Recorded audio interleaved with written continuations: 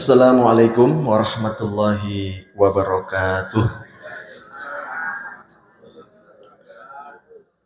Alhamdulillah nahmaduhu wa nasta'inuhu wa nastaghfiruh wa na'udzu billahi min sururi anfusina wa min sayyiati a'malina may yahdihillahu fala mudhillalah wa may yudlilhu fala hadiyalah. Asyhadu an la ilaha illallah wahdahu la syarikalah wa asyhadu anna Muhammadan abduhu wa rasuluhu la nabiyya wa la rasulah ba'dah. Raditu billahi rabba wa bil islami dina wa bi Muhammadin nabiyya wa rasula rabbi zidni ilma warzuqni fahma. Rabbi shrah li sadri wa yassir li amri wahlul 'uqdatam min lisani yafqahu qawli.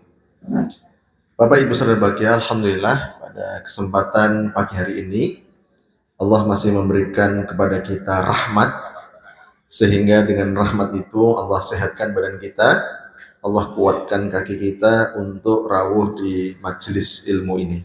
Sami sehat Bapak Ibu? Alhamdulillah. Mudah-mudahan dengan hadirnya kita ke majelis ilmu ini, Allah akan angkat derajat kita dan Allah akan menghapuskan dosa-dosa kita. Amin. Dosa kula panjenengan kathah napa kathah nemen? Kathah napa kathah nemen, Bu? Oh, kathah nemen nggih. Nah, salah satu agar dosa kita ini berguguran yang kathah nemen itu adalah kita langkahkan kaki kita untuk hal-hal yang Allah ridhoi. Nah, salah satu yang Allah ridhoi adalah majelis ilmu kados menika. Terus Bapak Ibu, ketika langkah kaki kita untuk mendatangi tempat-tempat yang Allah ridhoi, ke masjid, ke majelis ilmu seperti ini, langkah kaki itu satu menaikkan derajat, langkah kaki yang kedua menghapuskan dosa. Yang kedua, salawat dan salam kita haturkan kepada junjungan Nabi besar kita, Nabiullah Muhammad sallallahu alaihi wasallam. Mudah-mudahan tercurah pula kepada keluarganya, kepada para sahabatnya, dan mudah-mudahan sampai kepada kita selaku umatnya. Dengan satu harapan Bapak Ibu, mudah-mudahan kula panjenengan dimudahkan oleh Allah untuk bisa melaksanakan sunnah-sunnah yang diajarkan oleh Rasulullah SAW kepada kita. Bapak Ibu saudara bahagia, kita harus yakin betul Bapak Ibu bahwa tidak ada kok sunnah itu tidak bermanfaat. Semua sunnah itu pasti wonten manfaatipun. Bapak Ibu nyun sewu, sunnah itu nanti kalau kita pelajari banyak yang berupa perintah, banyak juga yang berupa larangan. Jadi Bapak Ibu saudara bahagia, kalau kita mengerjakan sunnah yang berupa perintah itu pun biasa, sudah kita sering melakukan.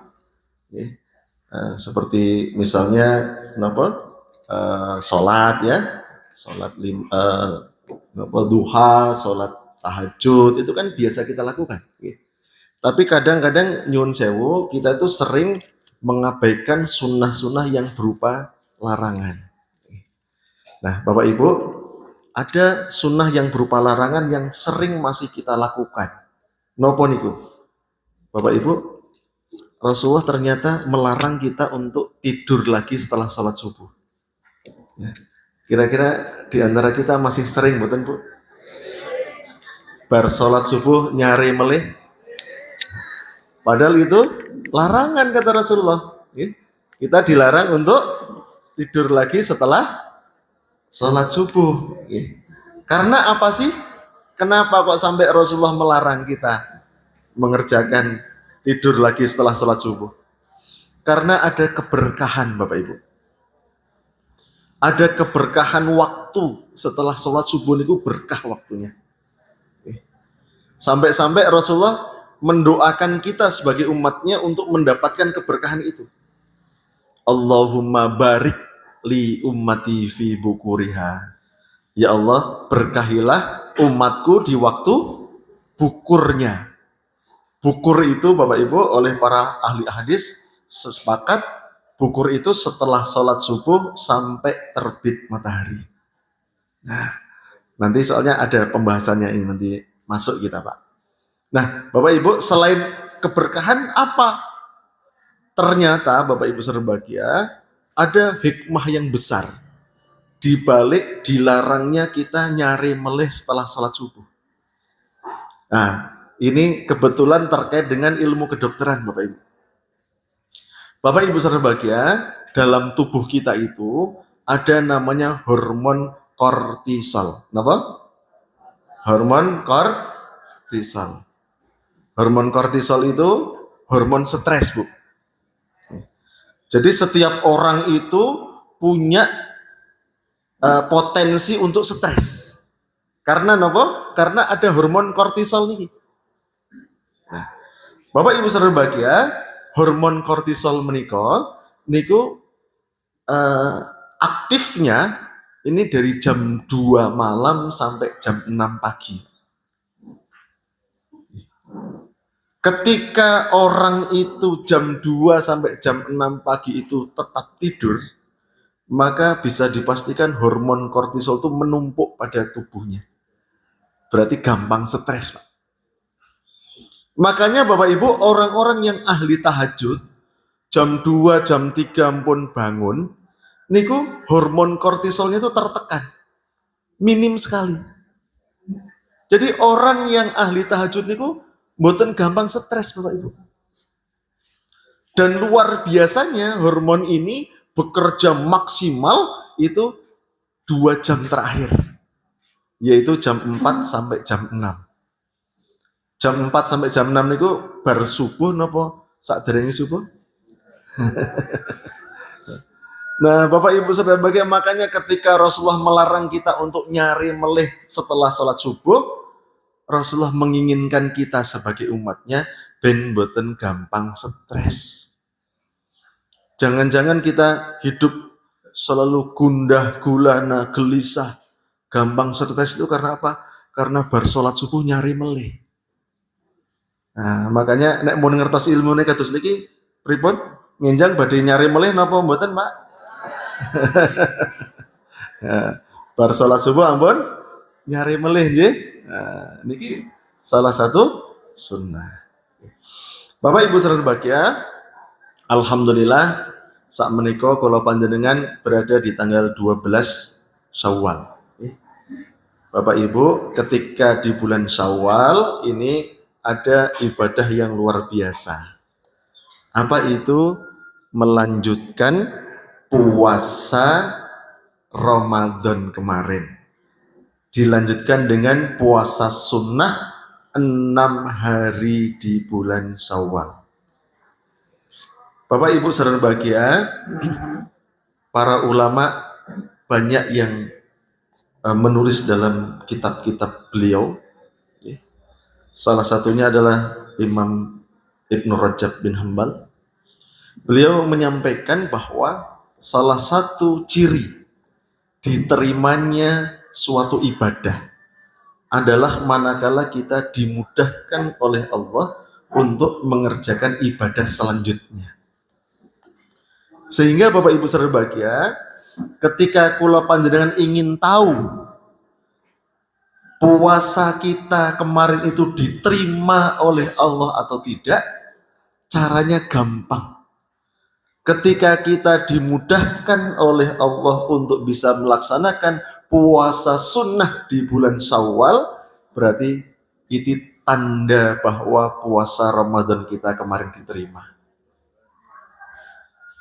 Kalau kita ingin tahu Bapak Ibu, apakah qiyamul lail kita, tahajud kita kemarin di bulan Ramadan itu diterima atau tidak?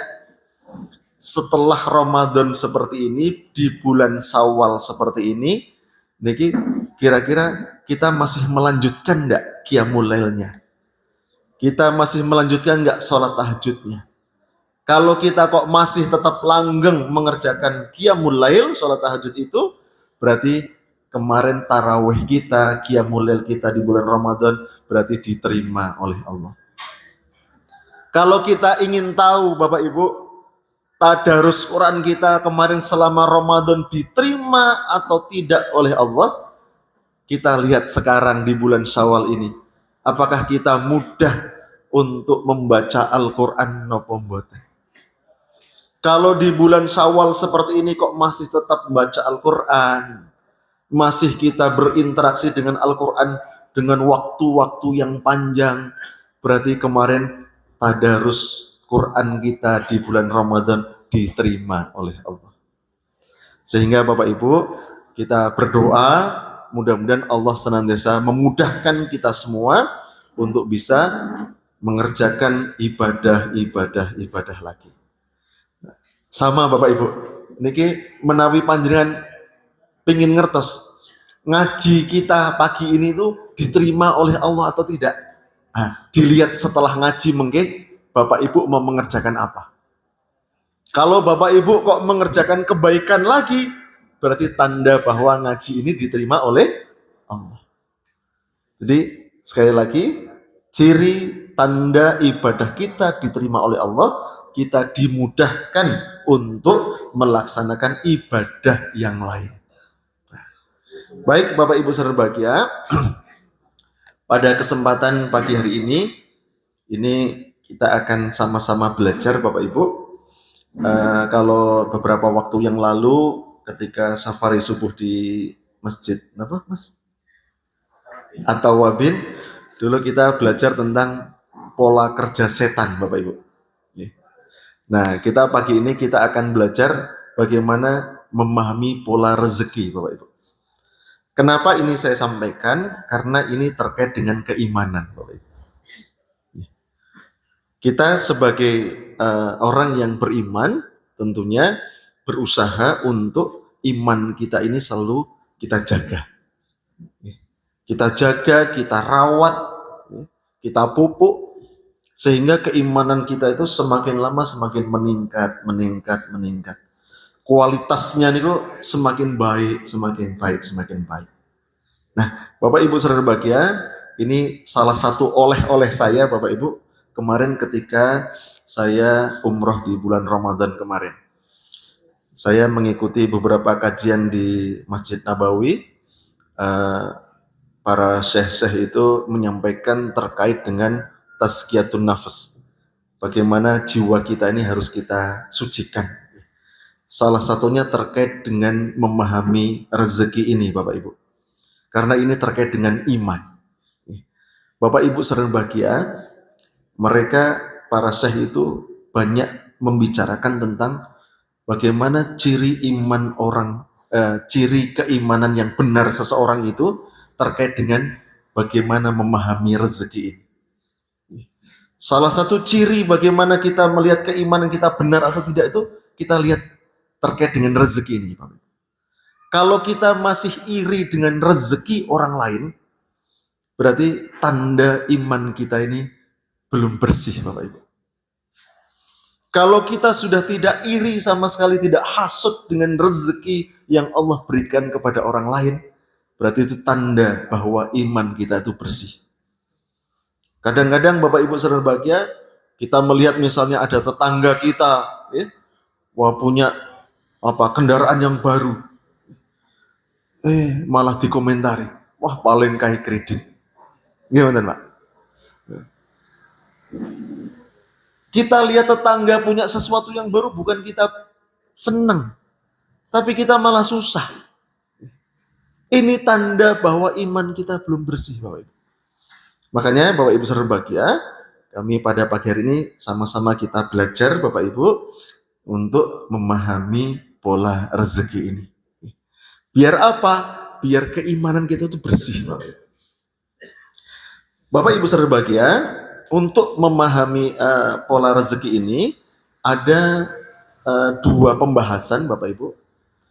Pembahasan yang pertama yaitu bagaimana cara Allah memberi rizki kepada makhluk. Yang kedua, bagaimana cara makhluk kita semua untuk menjemput rizki itu. Ini ada dua pembahasan Bapak Ibu. Nah, baik Bapak Ibu saudara bahagia, dalam surat Asy-Syura, surat Asy-Syura itu surat yang ke-42, ayatnya ke-27. Di sana Allah berfirman, A'udzubillahi minasyaitonirrajim.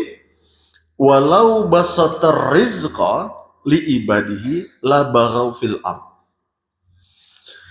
Andai saja Allah itu melapangkan rizki kepada semua hambanya, dan itu sangat mudah bagi Allah, Bapak Ibu, la baghaw fil ard, justru manusia itu akan melampaui batas di muka bumi.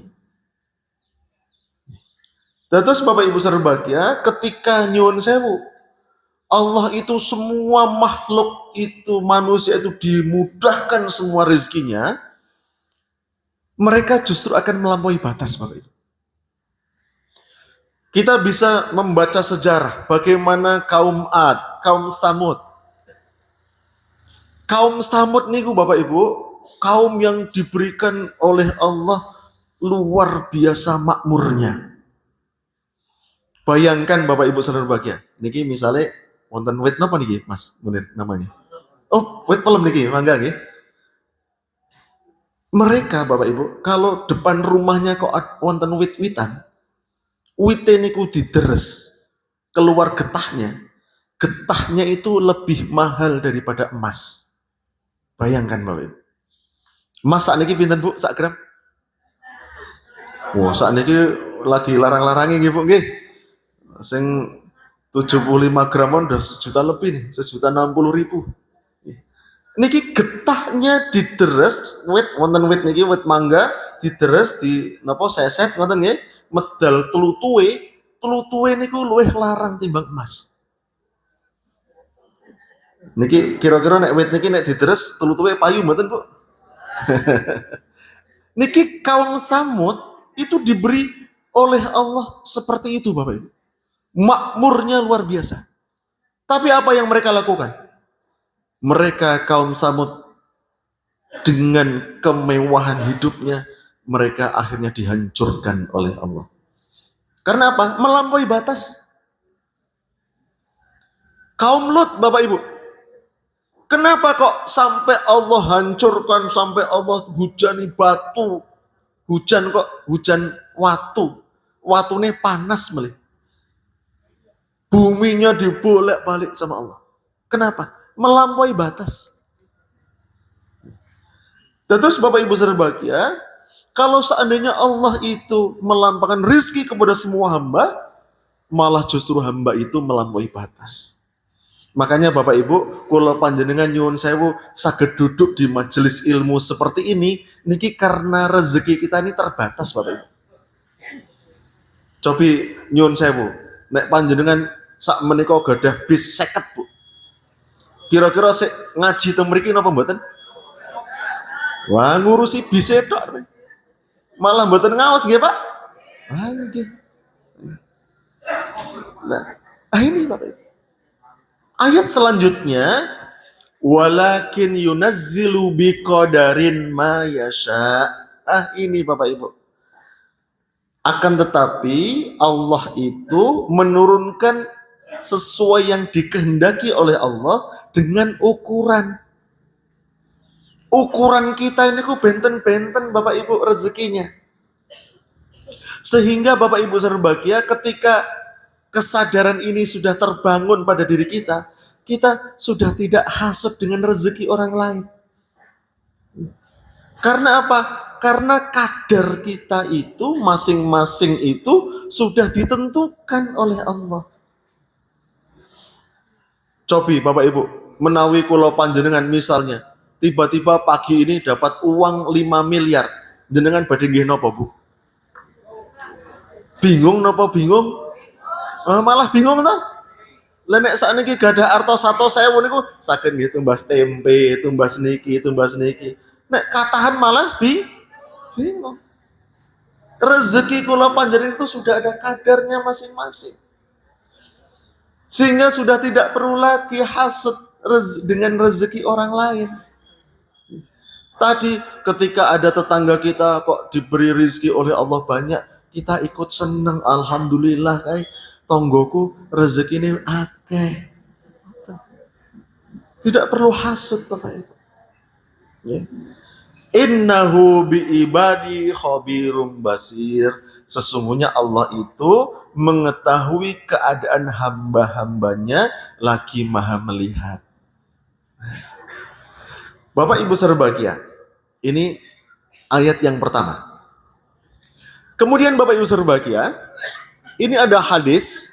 Hadis ini yang diriwayatkan oleh Imam Baihaqi. Rasulullah SAW mengingatkan kepada kula panjenengan agar kita jangan sampai merasa rezeki kita itu terlambat datangnya.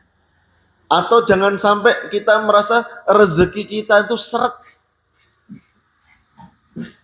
Kinten-kinten pernah enggak Bapak Ibu? Dalam hati kita itu terpintas, oh rezeki kok seret ya? Pernah mboten Bapak Ibu? Kok nate nggih? Nate. Apalagi kemarin waktu Covid Bapak Ibu nggih, semua usaha kan anjlok semua nggih. Saya punya teman itu sebelum Covid itu karyawannya 700 orang, Bu. Setelah Covid itu sekarang belum bisa pulih, belum bisa punya karyawan sama sekali. Insyaallah. Nah, Bapak Ibu berbahagia, dalam hadis ini Rasulullah menyampaikan kepada kita, ayyuhan nas, wahai manusia, inna ahadakum layyamuta hatta tastakmila rizqah. Sesungguhnya tidak akan datang kepada salah seorang di antara kamu kematian kecuali rezekinya sudah sempurna.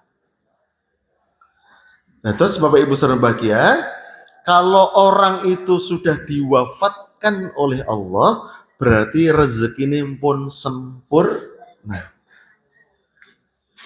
Berarti Bapak Ibu, mafhum muhalafahnya, untuk memahami sebaliknya, ketika Allah masih memberikan kepada kita hidup, Allah masih memberikan gesang kepada kula panjenengan, berarti Allah masih memberikan rizki. Belum sempurna berarti rezekinya. Allah masih memberikan rizki. Hadis selanjutnya, fala tastabti'ur rizqa. Maka jangan kalian itu menganggap, berpikir bahwa rezeki kalian itu terhambat, terlambat datang. Rezeki ini seret, jangan, kata Rasulullah. Terus apa yang harus dilakukan? Rasulullah memberikan 4 resep Bapak Ibu. Ini kalau yang memberi resep Rasulullah niki pasti nih Bapak Ibu. Kalau yang memberi resep dokter niku kadang masih bisa salah. Tapi kalau yang memberi resep Rasulullah niki pasti bener nih. Apa itu resepnya? Ittaqullah ayyuhan nas. Bertakwalah kalian semua kepada Allah, wahai manusia. Ini resep yang pertama. Ketika kita ingin biar rezekinya kita itu tidak terlambat datang, satu dari 4 cara yang Rasulullah berikan adalah kita suruh meningkatkan ketakwaan kita kepada Allah. Takwa niku nopo sih? Takwa niku setiap sholat Jumat khotib selalu menyampaikan, mengerjakan perintah-perintah Allah, menjauhi larangan.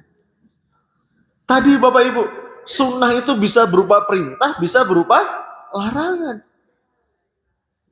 Ya kita melaksanakan perintah, yang larangan-larangan itu juga jangan kita lakukan. Ketika Rasulullah itu melarang kita tidur lagi setelah sholat subuh, ya jangan dilakukan Bapak Ibu. Larang, apalagi larangan-larangan yang lain yang sudah jelas dalam nas ada. Dilarang untuk berzina, dilarang untuk minuman khamr, ya jangan dilakukan. Apa resep yang kedua? Wa ajmilu fit thalab. Perbaiki cara mencari rizkimu. Bapak Ibu, ternyata Rasulullah SAW itu selalu menganjurkan kepada kita untuk selalu berinovasi dalam mencari rezeki. Niki nyuwun sewu, pasar di sini ini ramai mboten Mas? Ramai, alhamdulillah nggih. Di beberapa tempat pasar-pasar tradisional itu sepi pengunjung, Pak. Ya karena apa? Semuanya sudah pada online semua. Bahkan kemarin rame-rame di Pasar Tanah Abang. Pasar Tanah Abang itu kan pasar grosir terbesar di Asia Tenggara. Kemarin pada sepi semua, Bu. Kalah sama online.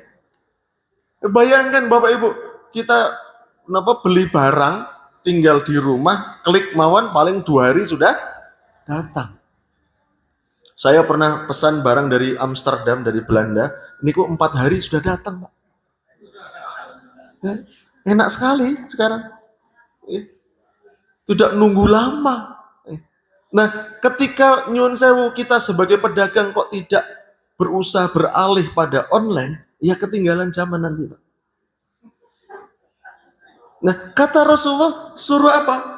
Wa ajal milu fitolak, perbaiki cara mencari rezekimu. Kinten-kinten nyuwun sewu, Bu, menawi Jawa dodolan es niku pajeng napa mboten? Ya pajeng tapi mboten patiyo kan ngoten nggih? Lah kalau pas musim hujan ya sadyane sing anget-anget kan ngoten. Saya pernah, Bu, masuk ke pom bensin hujan iki, saya lihat di pojokan itu wonten sing sadyan es dawet. Kula tingali malah kalih ngantuk-ngantuk.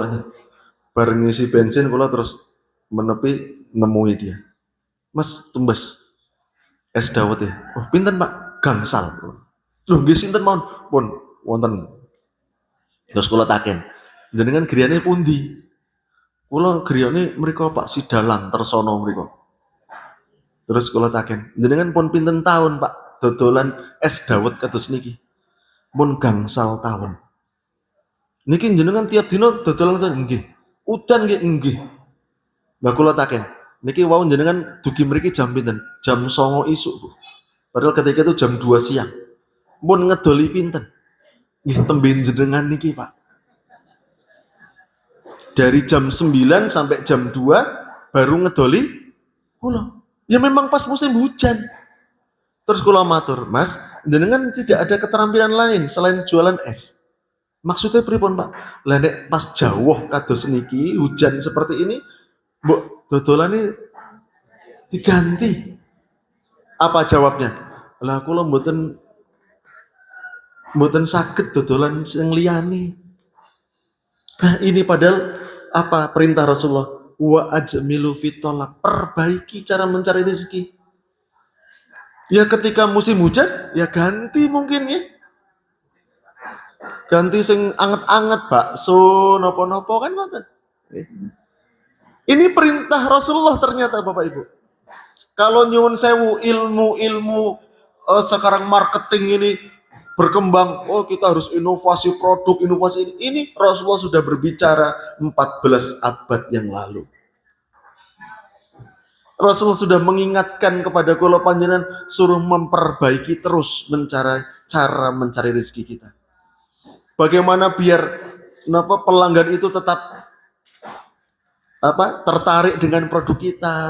Yo napa meneh misalnya tokone ben resik niku pripun? Oh dicet misalnya. Niki termasuk memperbaiki cara mencari rezeki. Kemarin saya di Madinah itu ada salah satu mahasiswa Madinah yang jualan kurma, Bu. Jualan kurma berinovasi dengan dibalut coklat. Ketika kemasannya, Mas, saya kasih masukan ya Mas, ini kemasannya kurang menarik. Coba kemasannya seperti ini. Benar Bapak Ibu. Kemasannya diganti mawon, akhirnya pembelinya banyak. Ini perintah Rasulullah. Kita perbaiki cara mencari rezeki kita. Kemudian apa? Resep yang ketiga. Khudhu ma halal. Ambil yang halal-halal saja. Sing dipendet sing halal-halal mawon. Sing sudah jelas kehalalannya. Yang keempat, wada'u ma haram, tinggalkan yang haram. Bapak Ibu, saya punya teman yang produksi jin, Pak. Jin nggih? Bukan jim nggih, jin. Jin niku nggih celana jin, jaket jin ngoten nggih. Ternyata Bapak Ibu, ketika saya ke sana, dia juga produksi rok mini jin, Bu. Nah, kalau matur sama dia, Mas, mbok sing rok mini ini nggak usah diproduksi. Apa jawabnya, Bu? Loh, Pak Dokter, ini omset yang terbesar niku ini. Nah, terus saya bilang sama dia, Mas, ketika rok mini jin jenengan ini dipakai oleh seseorang, kemudian itu bisa menghasilkan dosa, bisa menghasilkan maksiat, sampean kena dosane. Loh, aku kan orang nganggo, Pak. Loh, mosok jenengan nganggo rok ya lucu. Ini, Pak. Kata Rasulullah apa? Khudu mahal, ambil yang halal-halal saja. Tinggalkan yang haram. Betul, Bapak Ibu, ternyata beliau menghentikan produksi rok mini jinnya itu. Apa yang terjadi? Justru omset celananya meningkat 10 kali lipat, Bapak Ibu. Permintaan Kalimantan, Sulawesi itu tinggi sekali. Nah gitu. Ketika kita mau meninggalkan yang haram-haram, meninggalkan yang tidak baik, meninggalkan yang bisa menimbulkan dosa, maka Allah akan ganti dengan yang lebih baik. Nah, jadi Bapak Ibu berbahagia, kembali ke sini. Tadi rezeki kula panjenengan itu sudah ada kadarnya. Jangan sampai kita menganggap rezeki kita itu terlambat datang. Nah, kalau kita masih diberi hidup oleh Allah, berarti rezeki belum sempurna. Berarti rezeki masih ada. Resepnya apa yang dianjurkan Rasulullah? 4. 1, apa tadi, Bu?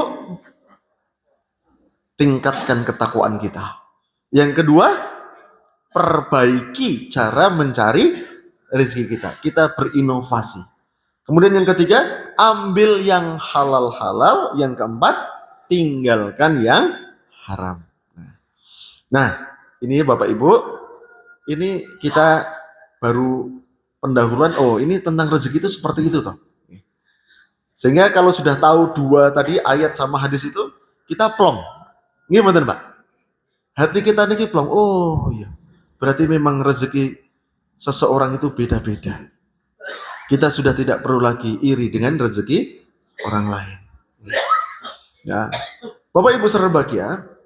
Kemudian kita akan masuk bagaimana cara Allah memberi rezeki kepada makhluk. Ada 4 cara, Bapak Ibu. Yang pertama, ini rezeki tingkat dasar. Rezeki pertama ini adalah rezeki yang dijamin oleh Allah.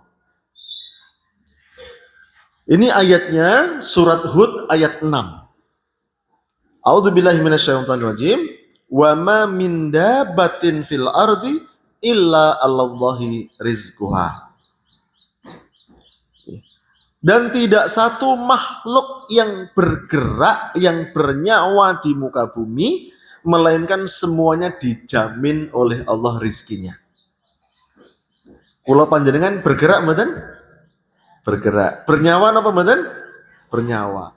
Berarti kula panjenengan kalau kita kok mau bergerak niku sudah dijamin oleh Allah rizkinya, Pak. Yang penting napa? Bergerak, ampun maneng mawon. Wah, wis dijamin oleh Allah seneng omah wae turu-turu, ampun kados niku. Coba bergerak, Bapak Ibu. Coba nyon sewu. Kita bisa belajar dari napa? Burung-burung itu. Burung itu keluar dari pagi harinya dalam keadaan perut kosong. Karena dia pergi bergerak, sore balik malih sudah kenyang. Karena apa? Mau bergerak. Bapak Ibu, ini ada cerita yang luar biasa ya. Ini cerita dari mahasiswa-mahasiswa yang ada di Mesir kemarin. Ketika Ramadan, itu ada 2 mahasiswa yang dia di masjid iktikaf di pojokan. Kemudian begitu maghrib tiba, niku dia masih tetap teng mriku, Pak. Teng pojokan mriku. Dia berpikir, wah nanti kan paling ada orang yang ngasih takjil sama dia. Wah, pun dibagi, pun masjid pun dibagi, ternyata dia juga belum dapat, Pak. Lah karena apa? Mboten ketawis, nggih. Pojokan mboten ketawis. Nah, terus mau dibagi-bagi semua. Lah panitia yang bagi takjil niku coba masih ada nggak? Ini kok masih ada sisa takjil? Coba kita putar lagi. Seluruh masjid kita putari, barangkali ada yang belum dapat takjil. Ternyata Bapak Ibu dari 2 mahasiswa niku wonten sing dehem. Akhirnya, kok ono sing dehem? Terus, ada 2 orang. Sini, masih ada 2 orang yang belum. Bapak Ibu dengan bangganya mahasiswa tadi cerita sama temennya di asrama. Tuh, kita itu rezekinya sudah dijamin oleh Allah. Saya ngumpet ning mburi lemari mawon tetap entuk takjil. Loh kok bisa? Iya, karena tadi pas aku dehem, terus wongnya ngerti. Lah niku bergerakmu tuh dehem niku Pak. Makanya Bapak Ibu kita tuh harus bergerak ampun meneng mawon ya. Ya. Dehem mawon terus angsal rezeki kan ngoten. Lah rezeki tingkat dasar ini yang dijamin oleh Allah bagi yang mau bergerak. Bagi yang masih bernyawa mau bergerak dapat rezeki. Yang kedua Bapak Ibu, ini tingkat rezeki tingkat kedua. Ini Bapak Ibu rezekinya sudah mulai naik lagi. Apa itu? Sesuai apa yang dia kerjakan. Ayatnya surat An-Najm ayat 39. Wa alaysa lil insani illa ma sa'a. Dan tidaklah manusia itu memperoleh sesuatu kecuali apa yang dia kerjakan.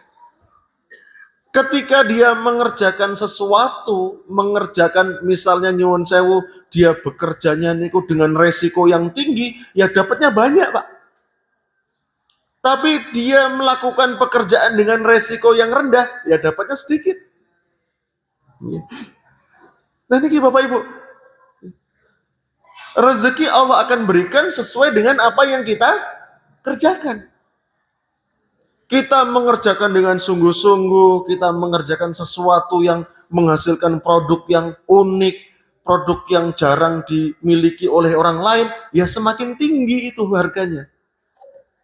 Tapi nek podo-podo kita ngerjakan kok biasa-biasa mawon, tidak memperhatikan kualitas, ya. Di pasaran juga banyak, ya sudah dapatnya ya sedikit Bapak Ibu. Nah, niki rezeki tingkat kedua. Bapak Ibu saudara bahagia, ada rezeki yang lebih khusus lagi nih Bapak Ibu. Apa itu? Rezeki tingkat ketiga. Kepada siapa? Bagi orang-orang yang mau bersyukur. Ini rezeki tingkat ketiga. Surat Ibrahim ayat 7, Allah mengingatkan ketika kita mau bersyukur, maka Allah akan menambah nikmat-nikmat yang lain kepada kita. Tapi kalau kita tidak mau bersyukur, maka justru Allah akan mengazab.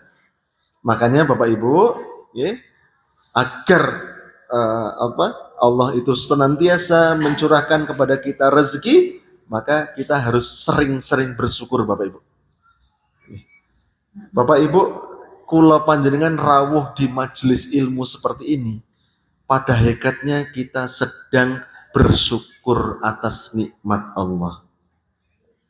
Kula panjenengan diparingi sehat, diparingi sempat. Kok kula panjenengan bisa melonggarkan waktu untuk datang ke majelis ilmu? Ini cara kita bersyukur kepada Allah. Bapak Ibu nyun sewu, pilihannya pagi hari ini seperti ini kan kathah Bapak Ibu nggih. Nopo pilihannya nopo mawon Bu? Jalan-jalan nggih. Nopo meleh? Olahraga gitu. Tadi saya berangkat dari Limpung ke sini tuh kula nyelip rombongan pit-pitan. Orang yang pit-pitan sekarang itu tujuannya ben apa sih? Mereka tujuannya apa Bu? Ben sehat toh?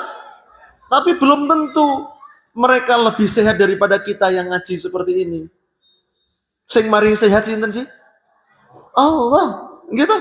Bukan karena sepedanya, tapi karena Allah. Banyak orang yang habis olahraga sedo kathah. kemarin 2 hari setelah Lebaran itu, hari Jumat berarti. Rebo, Jumat kan Jumat. Jumat itu ada tetangga saudara kita di Solo itu, karena dia biasa badminton. Dia merasa, wah iki ora badminton suwi awake pegel. Wah, badminton, Bu. Biasanya 2 set, dia 4 set. Bar badminton semaput. Dibawa ke rumah sakit, meninggal, Bu. Gimana? Tujuannya apa tadi olahraga? Ben sehat, tapi ternyata mati. Makanya Bapak Ibu berbahagia, kula panjenengan rawuh di pengajian seperti ini dalam rangka kita bersyukur kepada Allah. Ketika kita mau bersyukur, nanti Allah akan menambah nikmat yang lain. Tambah sehat. Nah, gitu. Bapak Ibu berbahagia, yang terakhir, ini rezeki yang tingkat khusus betul. Betul-betul tingkat khusus, Pak. Ini untuk orang yang beriman dan bertakwa. Hanya orang-orang yang istimewa yang bisa meraihnya, Bapak Ibu. Bapak Ibu nyun sewu, kemarin kita mengerjakan puasa. Yang diseru siapa? Orang yang beriman. Hasil akhirnya Allah menginginkan apa? Agar kita semua menjadi orang yang bertakwa. Bapak Ibu nyun sewu. Ketika Allah itu memerintahkan kula panjenengan puasa Ramadan, pada hakikatnya itu Allah menginginkan untuk mengupgrade rezeki kula panjenengan. Ketika kita itu kemarin melaksanakan puasa itu dengan sungguh-sungguh, melaksanakannya itu dengan rasa betul-betul iman kepada Allah. Niki Allah itu sebetulnya ingin mengupgrade rezeki kula panjenengan. Tapi kadang-kadang kita tidak menyadari hal itu, Bapak Ibu. Semakin kita iman kita kepada Allah itu meningkat, semakin ketakwaan kita itu berkualitas, maka Allah akan nambah rezeki kita. Karena apa? Ini sudah janji Allah, Bapak Ibu. Wa may yattaqillaha yaj'al lahu mahraja. Setiap permasalahan apapun yang kita alami, Bapak Ibu, termasuk nyun sewu, harga-harga sekarang kan udah mundak-mundak, Bu, nggih. Niki masalah mboten, Bu? Masalah toh? Setiap masalah itu semuanya itu ada jalan keluarnya. Bagi siapa? Bagi orang-orang yang bertakwa. Dan Allah sudah janjikan, sudah jamin, wa yarzuqhu min haitsu la yahtasib. Allah akan memberikan rezeki dari arah yang tidak diduga-duga. Nah, inilah Bapak Ibu 4 tingkatan rezeki. Bagaimana Allah menurunkan rezeki kepada makhluknya itu seperti ini, Bapak Ibu. Nah, sekarang ada 6 jalan untuk menjemput rezeki. Bagaimana kita sebagai makhluk untuk menjemput rezeki itu seperti apa? Jalannya apa? 1. Perbanyak taubat dan istighfar, Bapak Ibu. Kita perbanyak taubat dan istighfar kita. Karena apa? Ternyata yang menghambat rezeki kula panjenengan itu adalah dosa. Yang menghambat turunnya rezeki kepada kita itu adalah dosa-dosa yang kita lakukan, Bapak Ibu. Makanya kita perbanyak istighfar ini, Bapak Ibu. Oke? Nah, Bapak Ibu berbahagia, yang kedua tadi sudah bertakwa dan bertawakal. Yang ketiga, kita percepat karena ini waktunya sudah hampir habis. Bersungguh-sungguh dalam beribadah, Bapak Ibu. Ini ada hadis yang diriwayatkan oleh Imam Hakim. Ini hadis qudsi. Rasulullah SAW bersabda, Yabna Adam, kalau Allah Ta'ala, Yabna Adam, wahai anak Adam, tafarragh li ibadati. Sungguh-sungguhlah kalian beribadah kepadaku, kata Allah. Amla qalbaka ghina. Niscaya aku akan penuhi hatimu itu dengan kekayaan. Aku akan penuhi hatimu itu dengan kecukupan. Yang dikayakan hati, Bapak Ibu, bukan harta. Kalau harta itu bisa habis. Wa asyuda fakrak, dan aku akan penuhi tutupi kefakiranmu. Kula panjenengan niku fakir napa mboten? Fakir. Butuh pertolongan Allah. Wa illam taf'al, dan apabila kamu tidak mau sungguh-sungguh ibadah kepadaku, kata Allah, amla yadaika sughla. Aku akan penuhi kedua tanganmu itu, hidupmu itu dengan sughla, dengan kesibukan. Uripe mung disibuk mawon. Dan memang dibuat sibuk Bapak Ibu. Ken ngaji kados niki alasannya sibuk. Ken ngaji kados niki, wah sebentar lagi aku mau ke proyek. Kerjaanku belum rampung. Dibuat sibuk oleh Allah. Maca Quran mohon mboten sempat Bapak Ibu. Orang kok tidak sempat membaca Al-Quran itu karena apa? Karena memang dibuat sibuk oleh Allah.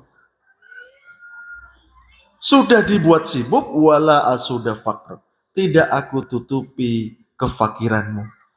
Tidak aku penuhi kebutuhanmu. Rugi mboten? Rugi.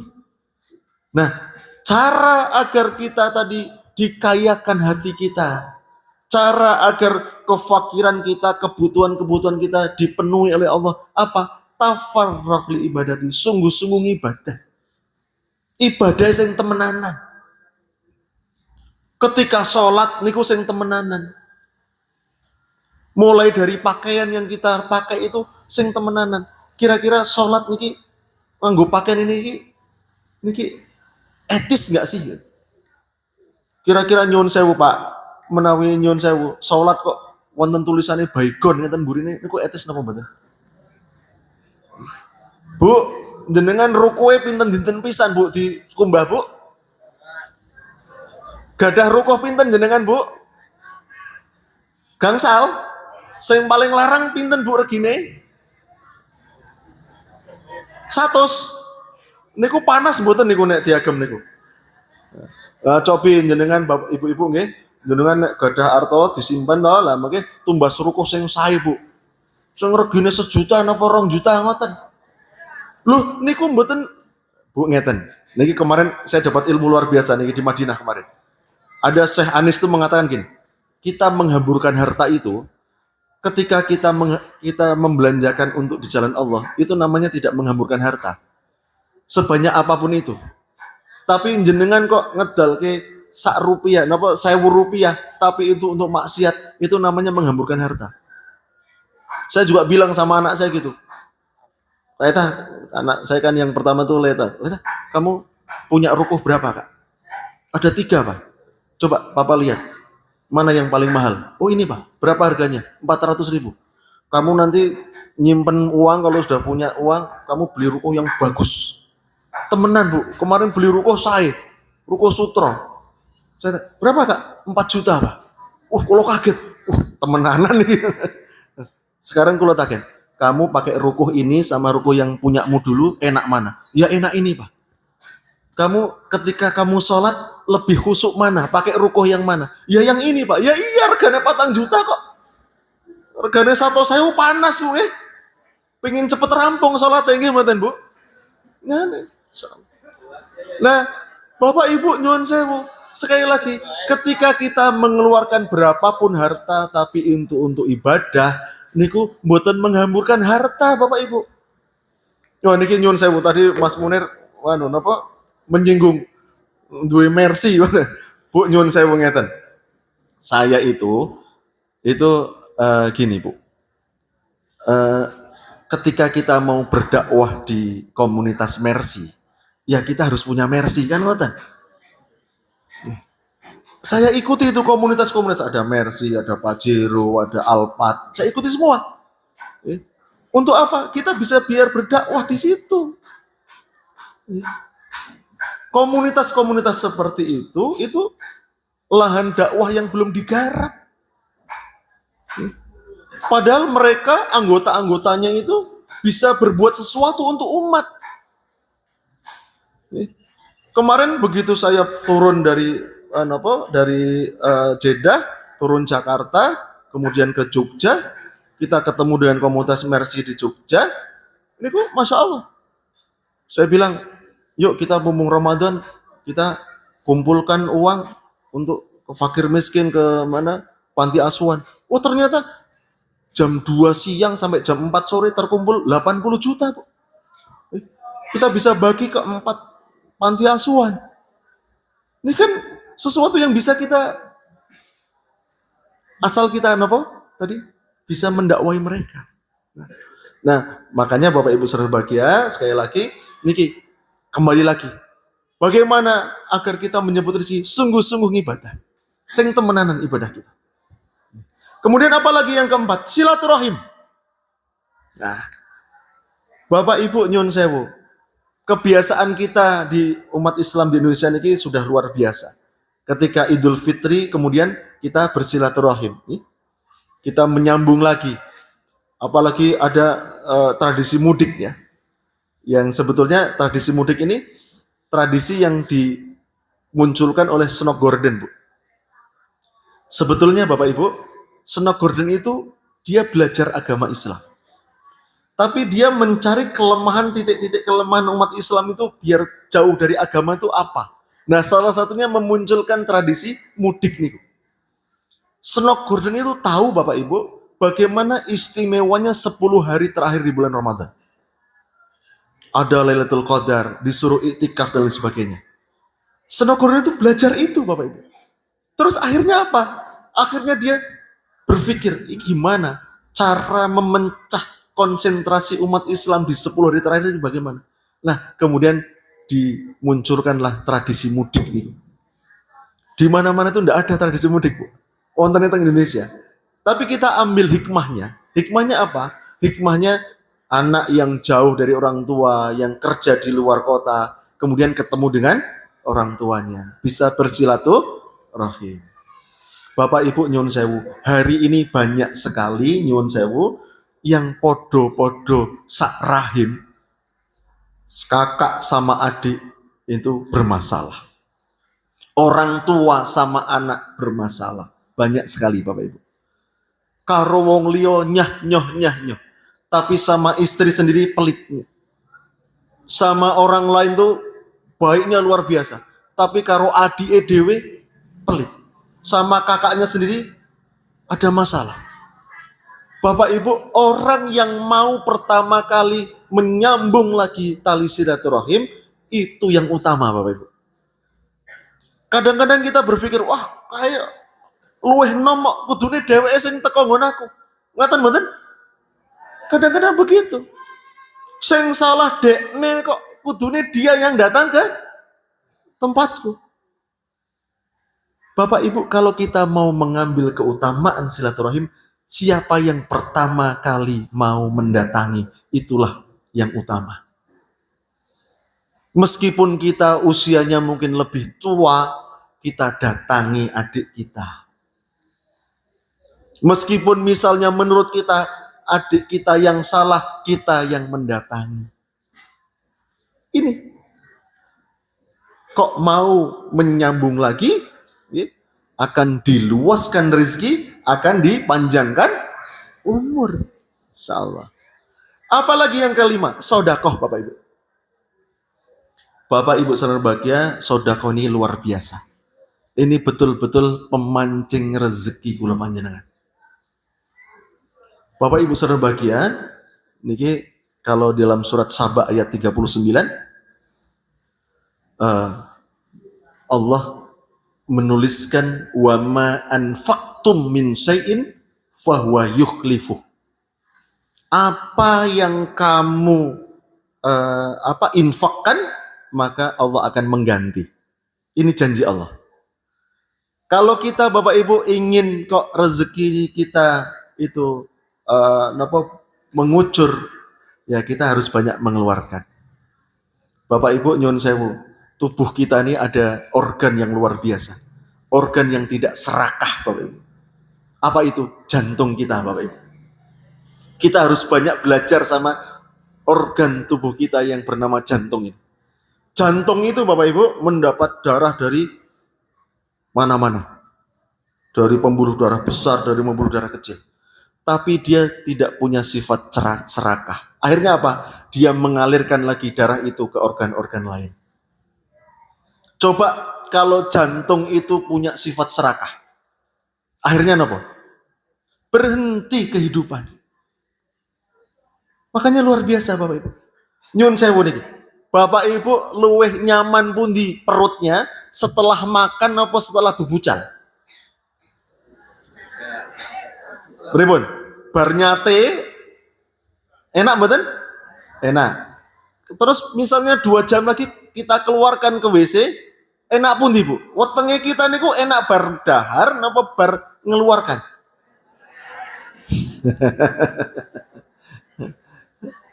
Ketika nyun sewu Bapak Ibu, ini hasil penelitian ya.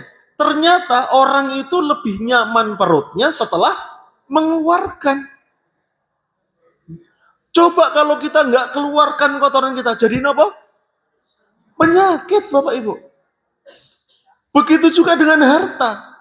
Kalau Allah ngasih rezeki kepada kita, kok kita nggak mengeluarkan, justru jadi penyakit. Bahaya malah nih. Lah, kemarin Bapak Ibu, saya juga dapat ilmunya, luar biasa di Madinah itu. Nyatan Bapak Ibu. Panjenengan nyun sewu. Panjenengan pernah enggak di kehidupan ini ada masalah dengan seseorang? Entah masalah hutang, entah masalah napa mawon lah. Nate Bu, wonten? Sing tesik ganjel teng ati niku sik wonten? Sampai sekarang ada? Beliau menyampaikan salah satu caranya biar masalah itu selesai dengan seseorang, coba diam-diam bersodakoh atas nama si dia. Misalnya, kalau kok wonten ganjelan kali Mas Munir misalnya. Ini belum selesai masalahnya, sudah bertahun-tahun nggak selesai. Entahlah itu masalah hutang, entah masalah apapun. Niki saya kok diam-diam kok bersodakoh atas nama Mas Munir. Ini ya Allah, aku sodakohnya atas saya namakan Mas Munir.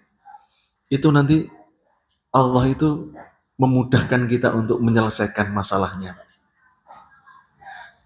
Sehingga Bapak Ibu, coba ketika hari ini kita masih punya masalah dengan seseorang yang belum selesai masalahnya, kita tidak tahu pripun carane menyelesaikannya, coba kita bersodakoh atas nama dia.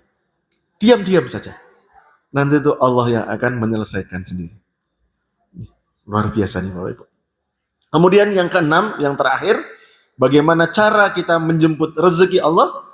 Berpagi-pagi dalam mencari rezeki. Tadi saya sampaikan di awal, Rasulullah sampai mendoakan kita sebagai umatnya agar mendapatkan keberkahan itu. Allahumma barik li ummati fi bukuriha. Kita sepagi-pagi mungkin mencari rezeki Bapak Ibu. Karena ini ada keberkahan di situ. Demikian Bapak Ibu berbahagia. Mudah-mudahan ini wonten manfaatipun. Mudah-mudahan Allah senantiasa memberikan kepada kita petunjuk jalan yang benar, jalan yang lurus, jalan yang penuh dengan kenikmatan, bukan jalan orang-orang yang sesat, bukan pula jalan orang dimurkai. Mudah-mudahan hidup kita hidup yang manfaat, dan akhir hidup kita mudah-mudahan husnul khatimah. Kurang lebihnya kalau ngapunten, saya kembalikan kepada pembawa acara. Mohon maaf atas segala kesalahan, atas segala kekurangan. Kalau ada benarnya itu datangnya dari Allah semata, kalau ada kesalahan itu dari kebodohan kami. Demikian, Assalamualaikum warahmatullahi wabarakatuh.